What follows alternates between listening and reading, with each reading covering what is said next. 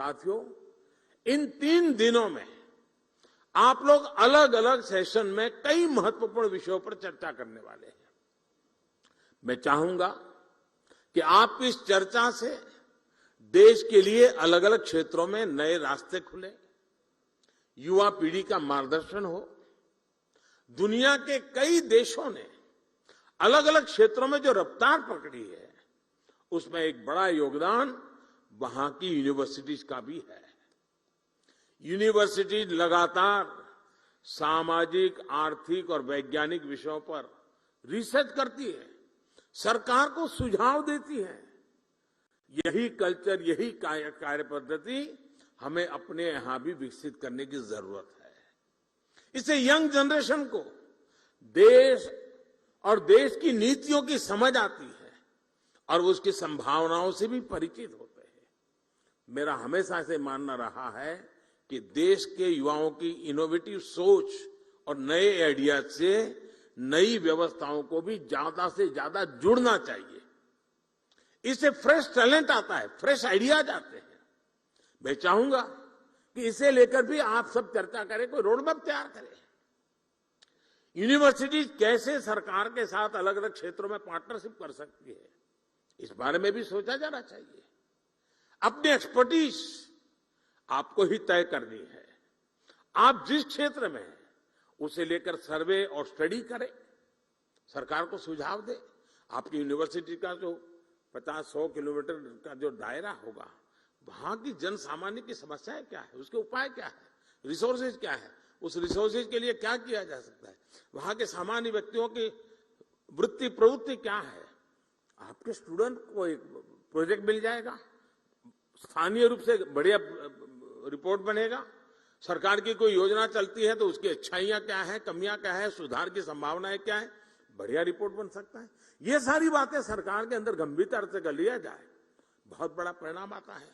मुझे याद है, मैं गुजरात में था तो एक बार सरदार पटेल यूनिवर्सिटी में मेरा कार्यक्रम था। सरदार पटेल यूनिवर्सिटी के लोगों ने रूरल डेवलपमेंट पे काफी रिसर्च करके कुछ किताबें तैयार की थी। उस दिन उन्होंने मुझे गिफ्ट की। मैंने जरा बड़ी बारीकी से उसको देखा, मुझे बड़ा इंटरेस्ट लगा। मैंने डिपार्टमेंट को काम दिया। मैंने कहा, भाई ये जो स्टूडेंट्स ने काम किया है, आप जरा देखिए सरकार जहां जा रही है और ये बच्चे जो कह रहे हैं उसमें कितना अंतर है, और आप हैरान हो जाएंगे।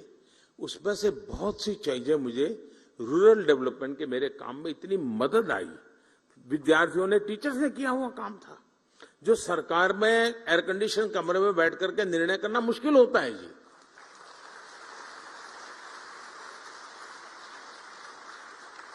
जो फील्ड में हमारी ये पीढ़ी जाती है, वो बहुत ही अच्छा उसका अर्थ निकाल करके ले आती है, और कुछ चीजों का कल्पना भाव का लाभ हुआ हो, ये भी ध्यान में आता है जी।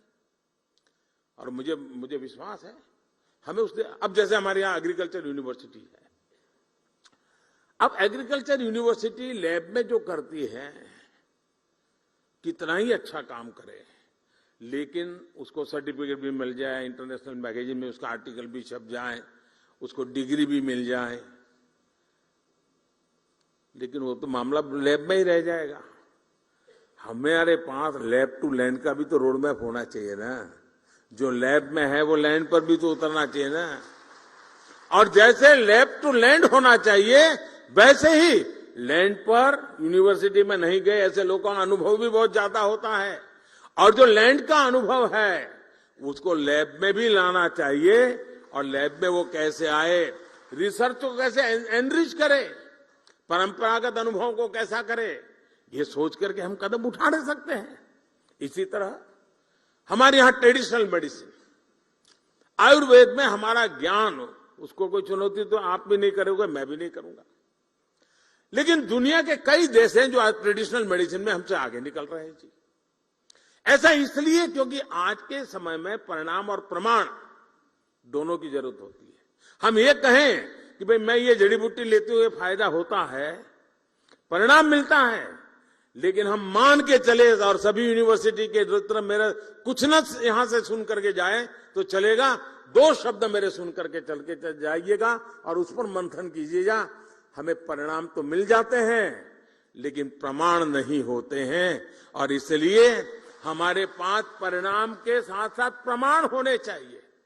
हमारे पास डेटाबेस होना चाहिए, हमारे पास उसका पूरा डिटेल रिकॉर्ड होना चाहिए, कहां से कैसे बदलाव हुआ है।